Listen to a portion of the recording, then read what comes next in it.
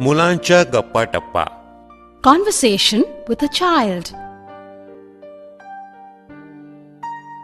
What is your name?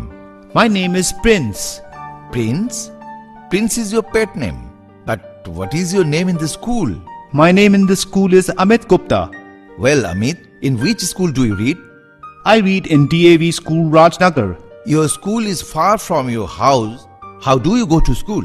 I go to school by bus. It means you travel in bus daily and see many things. Uncle, our bus passes through long route and it is boring.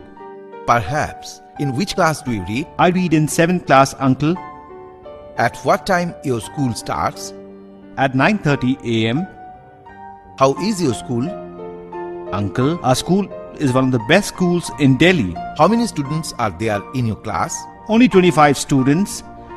Do you play games in your school? Yes, I play table tennis. What is your hobby?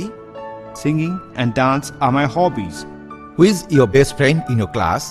Shaker is my best friend. When do you come back from your school? I come back from school at 5 p.m. How do you like your school? I like my school very much. Do you learn computer at your school? Yes, uncle, it is in our course. What do you want to become in life?